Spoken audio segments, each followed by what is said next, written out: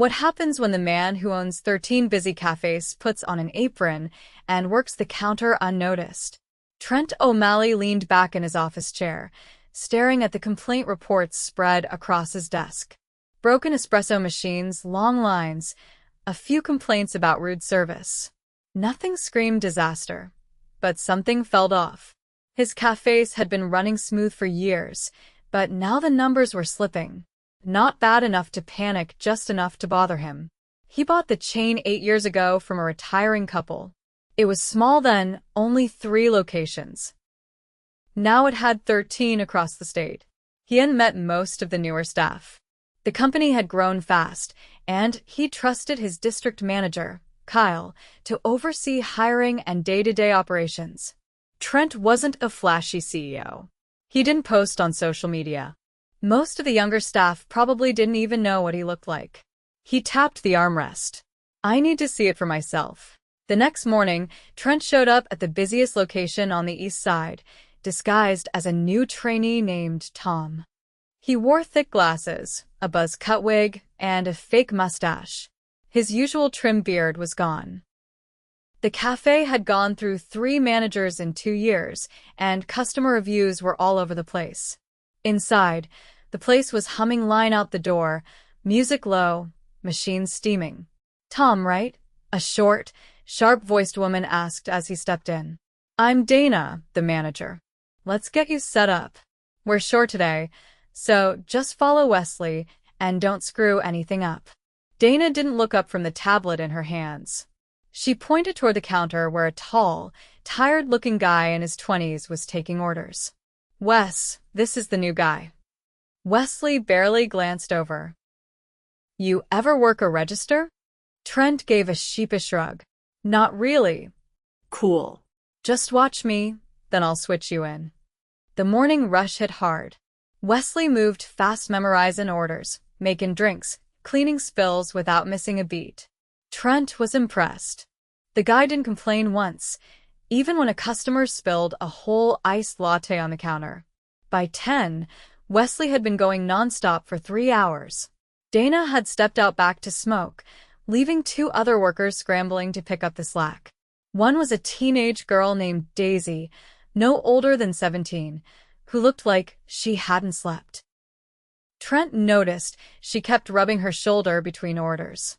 Then Dana came back, tossing her cup in the trash. "Daisy, the back fridge is acting up again. You need to move the syrup crates to the front. All of them." Daisy blinked. "All of them? Those crates are heavy. Can I wait for the delivery guy?" Dana snapped. "Do I look like I've got time for your whining? Just do it." Trent's stomach clenched. He followed Daisy to the back room, where she stood staring at a stack of 6 large crates, each marked syrup glass bottles fragile. She bent down, tried to lift the top one with both arms, and winced. "I can get it," Trent said quickly, stepping forward. "No, it's okay," Daisy muttered. "I don't want to get in more trouble." "You're not in trouble," he said, firm but calm. "You shouldn't be lifting this. Where's the dolly?" She shook her head. "It's broken. Has been for weeks." That was it for Trent. He didn't say anything else, just picked up the crate himself, careful with his back. It was heavy. Too heavy for a teenager to be lifting alone. He carried it out front and set it down near the prep station. Dana scowled at him. "You don't take orders from her. You're new. You follow my directions." Trent kept his voice level. "She shouldn't be lifting those. You know that." Dana rolled her eyes. "It's part of the job. If she can't handle it, she shouldn't be here." Wesley stepped in. "That's not fair, Dana. She's been doing more than anyone here all week." "You barely even enough," Dana snapped. "You want a problem too?" The tension was thick. Trent felt his jaw tighten, but he didn't break cover. Not yet. He needed to see more. By noon, he'd learned a lot. Wesley picked up every bit of slack. Daisy worked hard in silence, constantly checking over her shoulder. The other worker, a quiet guy named Ramon, barely spoke and flinched whenever Dana came near. When Trent asked Wesley if things were always like this, he hesitated before saying, "Let's just say, we don't get much support." Later, while cleaning a sticky blender, Trent caught Dana on the phone in the back hall. "I told Kyle, we need new people. I don't have time to babysit these kids. If they burn out, they burn out. I'll just find more."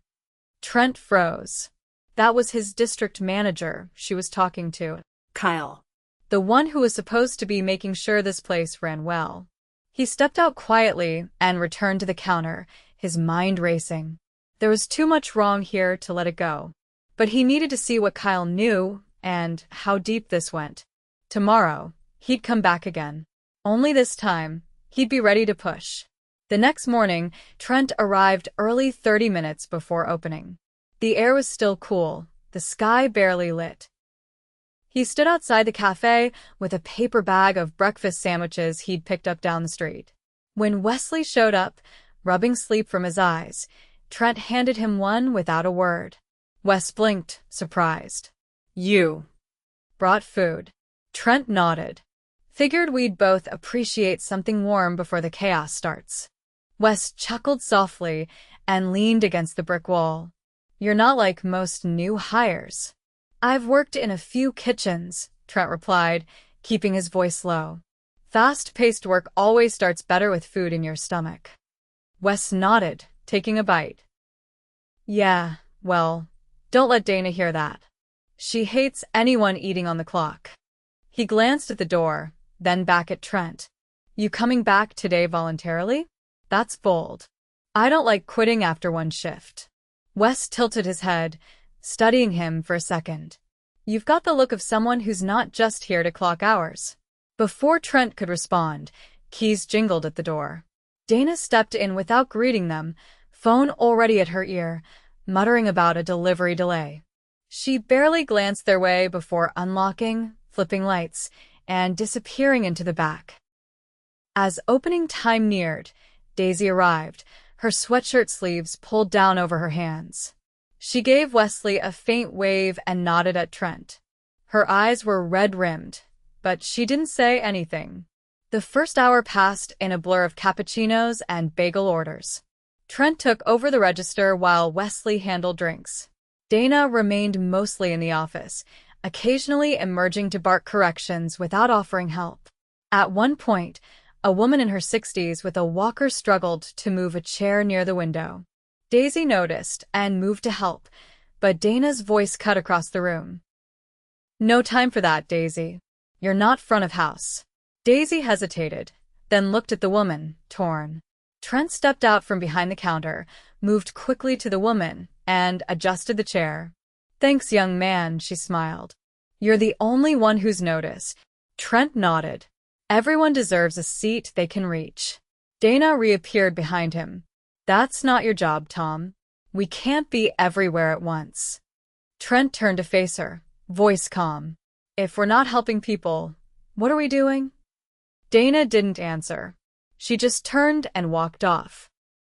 By mid-morning, the espresso grinder jammed.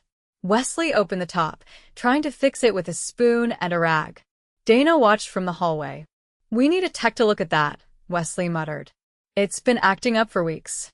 "It's fine," Dana replied. "Kyle says we're not in budget for small repairs this month. Just use the backup." Wesley frowned. "That backup takes twice as long." "Then work twice as fast," she shot back, disappearing again. Trent stepped closer. "Is that normal?" Wesley didn't answer right away. "Let's just say, maintenance isn't a priority here." The line grew.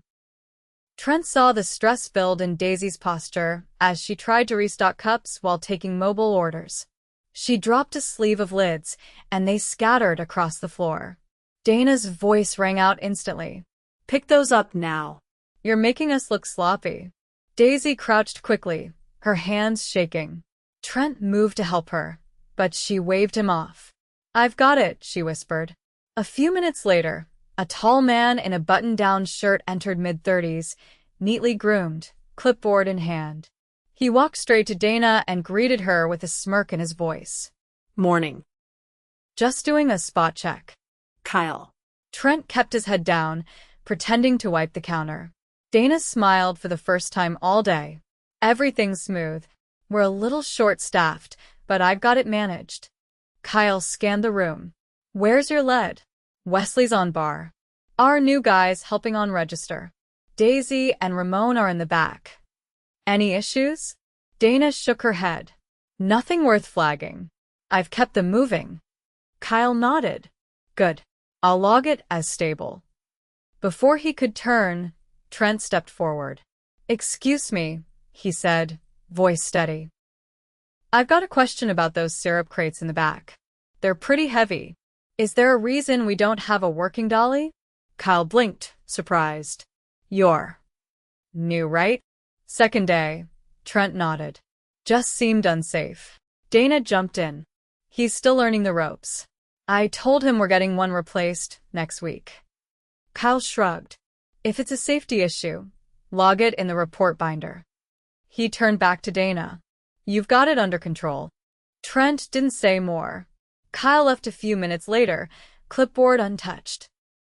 After lunch, a teenager with a stained hoodie and a nervous expression walked in and asked about a job application. Dana looked him over once and said, We're not hiring. The boy hesitated, then left. Wesley leaned in quietly. We are hiring. We're down 2 people. Then why, she doesn't like how some people look. Wesley's voice was tight. Only hires who she says fit the vibe. Trent's jaw set. That's discrimination. Wesley nodded slowly. I know. By the time closing neared, Ramon had barely spoken. He worked silently in the back, cleaning dishes and wiping down trays. Trent found him stacking cups in the back hallway and asked if he was okay. Ramon glanced around, then said quietly, She took my Saturday shifts. Gave them to someone else. Why? She said my English wasn't clear enough.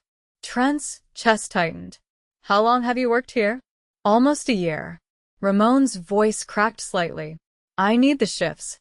I didn't want to argue. Trent pressed a hand to the wall, steadying himself. You shouldn't have to. He walked back to the front and found Dana by the register, counting receipts. She didn't look up. Why did you turn away that job applicant today? He asked. Dana raised an eyebrow. He didn't look right for the brand. The brand, Trent repeated, voice low. She shrugged. You have to protect the atmosphere. What about Ramon? Why'd you cut his hours? Dana didn't flinch. He's slow. Customers can't understand him. I need people who keep pace. You mean people who don't ask questions? She looked up at him now. You're overstepping. I don't think I am. She crossed her arms. You want to run this place? Be my guest. But you'll see. People don't care about fairness. They care about speed and smiles. Trent wasn't angry. He was done. He walked to the back, pulled off the wig, the glasses, the ridiculous mustache, and stepped back into the front with the full weight of who he was. Wesley's eyes widened. Daisy gasped. Dana's face went pale. I'm Trent O'Malley, he said. I own this company. The cafe went utterly silent. No one is getting away with treating people like this. Not in my business. Not ever. Dana opened her mouth, but he cut her off. You turned away a job applicant without cause. You cut an employee's hours for reasons that break policy and the law. You've ignored safety concerns, berated staff in front of customers, and created a culture of fear. You're done here. Effective immediately. Dana sputtered. You can't just, I can. And I have. She stormed out, muttering under her breath. Trent turned to Wesley. You're interim manager, starting now. Daisy, we're getting you medical clearance for that shoulder, and paid time off. Ramon, your hours are reinstated starting tomorrow. And we'll be reviewing every shift you lost. He looked around the room, then back to them. This place is going to change. Not just here. All of them. No one spoke at first. Then Daisy whispered, Thank you. Trent gave a small nod. You earned better than what you got. The door clicked closed behind Dana. The tension lifted just a little. Trent looked down at the counter, then back up. "Tomorrow," he said, "we start fresh." The next morning, Trent arrived at the cafe without the disguise. The front doors were still locked. He stood under the low awning, watching the morning light stretch across the sidewalk. Wesley arrived a few minutes later, holding a clipboard and a pen, already dressed in a company-issued polo that fit a little too loosely. "You really meant it," Wesley said, unlocking the door. "I don't say things I don't intend to follow through on," Trent replied. "You good to open today?" Wesley nodded, but his eyes had a mix of nerves and disbelief. "I've never run a shift like this before. I don't even know where the backup keys are." Trent stepped inside and set his bag on the counter. "We're not doing this alone. I brought 2 baristas from the downtown location. They'll cover prep and close. You just focus on the floor." He paused. "And I filed the termination paperwork this morning.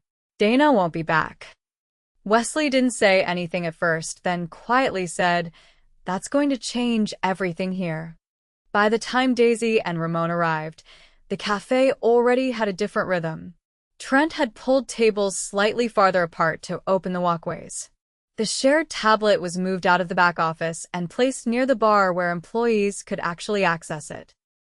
Daisy walked in with a compression sleeve on her shoulder and a note from a physical therapist. She didn't speak until she noticed the new faces behind the counter. "Who are they?" "Support crew," said Trent. "You're not lifting anything heavier than a cup lid today." She blinked. "Are we that short-staffed?" "We were," Trent said. "Now we're just reorganizing." Ramon kept his eyes on the floor, unsure where to stand. Trent handed him a fresh apron and gestured toward the prep area. "You're on cold station for now. You've done it before, right?" Ramon gave a short nod. "Good. Start there. We'll rotate after the first rush." When the doors opened, the first wave of customers came in slower than usual. Word had gotten around about the prior day's confrontation.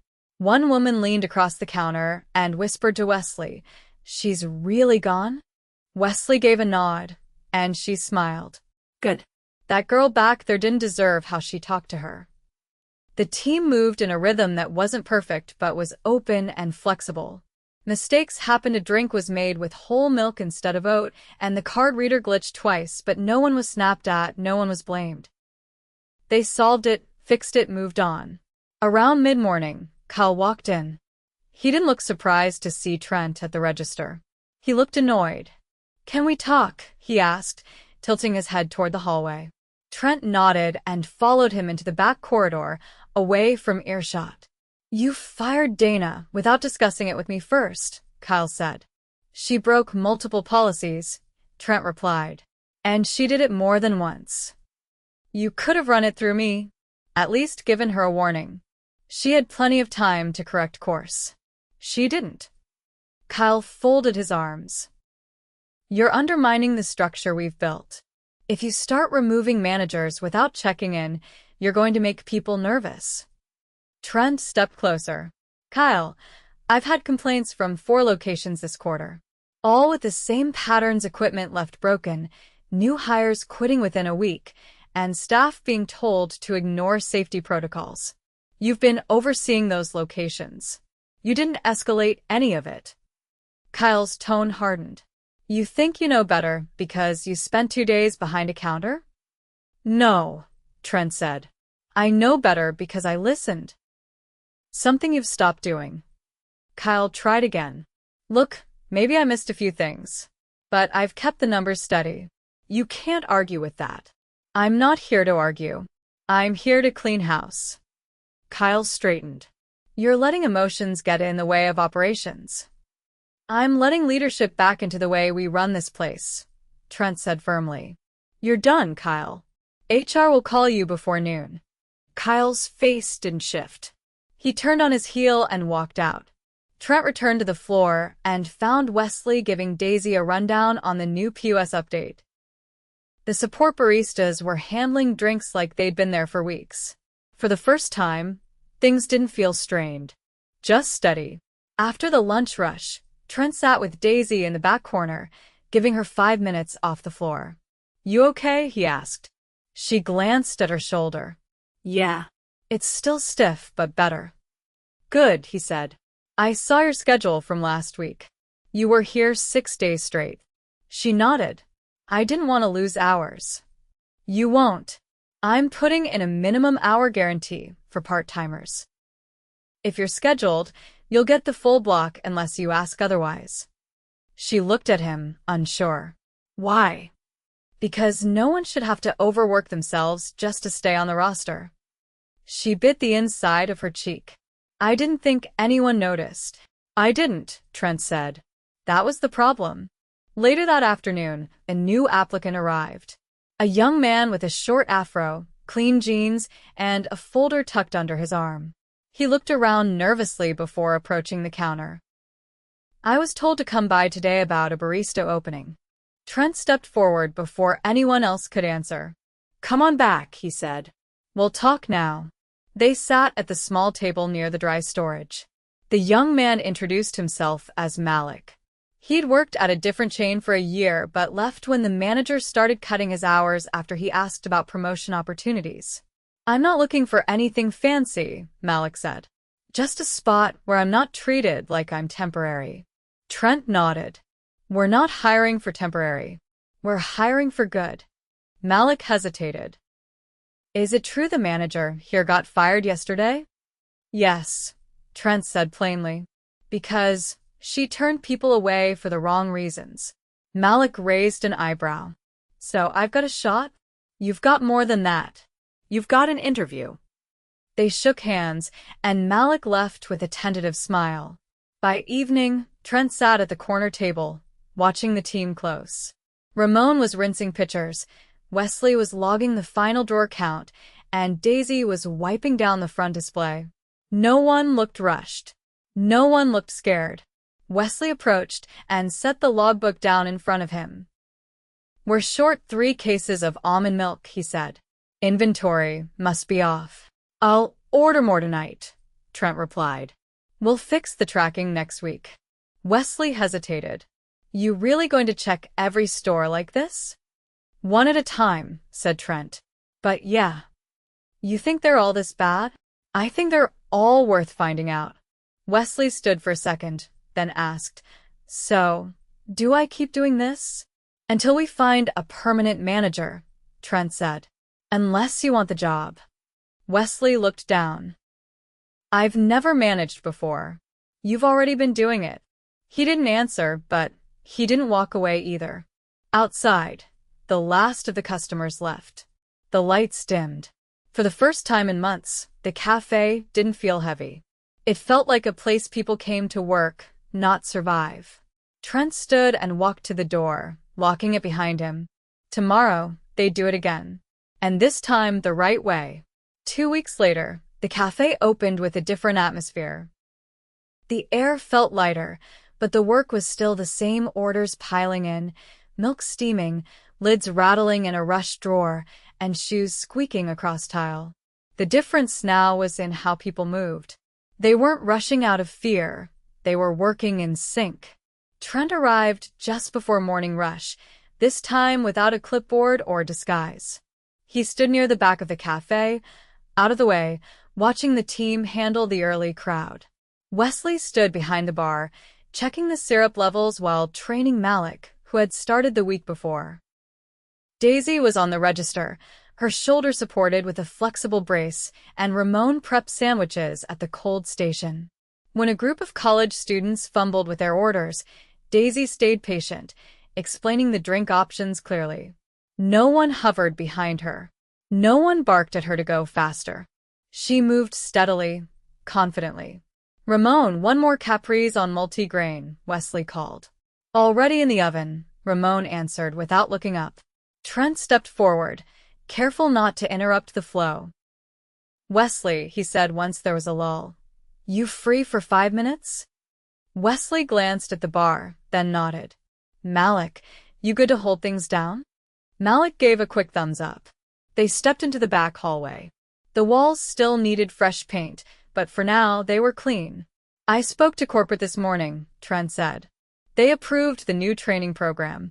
We're launching it at this location. Wesley raised an eyebrow. A training program? 3 weeks paid. Covers station rotation, conflict handling, and equipment safety. Every new hire goes through it before they touch the floor. No more learning on the fly. Wesley looked thoughtful. That would have made a difference for me. I know. It will now. He pulled a folded paper from his pocket and handed it over. Also, I've got an offer. Assistant manager. You'd lead training here and help build out the model for other stores. Wesley stared at the paper. I'm not sure I'm qualified. You've already been doing it. This just makes it official. Wesley didn't answer right away. His eyes moved slowly across the offer. I'll think about it, he said finally. But I appreciate the trust. You've earned it. Back up front, Daisy was wiping down the counter when a customer in a maintenance uniform approached and asked for a manager. Trent nodded toward her. She's on register, but I can help. The man explained he was from facilities and had been sent to inspect the back fridge after repeated delays in service tickets. They told me the last few calls never got logged, he said. But there's been a backlog in the system. Thought I'd stop by in person. Trent frowned. You didn't get anything from this location? The man shook his head. Nothing. The last entry from here was over a month ago. Trent glanced at the system terminal. Dana was the only one who had tablet access. She must have ignored the service requests. I'll take a look now, the man said, heading toward the back. Trent turned to Daisy. You ever try to report the fridge? I did, she said. Twice. But she told me it wasn't urgent enough. He nodded slowly. Noted. Near the front, Malik was walking a drink to an elderly woman seated by the window. She was struggling to reach her wallet. Don't worry, he said gently. I've got it marked paid. You're all good. She smiled and patted his arm. You're very kind. Trent stepped over to him as he returned to the bar.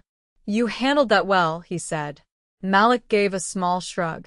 She reminded me of my aunt. I didn't want her to feel rushed. Trent tilted his head. You've got good instincts. Ever thought about staying here longer term? Malik looked surprised. Honestly, I figured I'd be gone in 6 months. That's how it usually goes. It doesn't have to. Malik gave a quiet nod.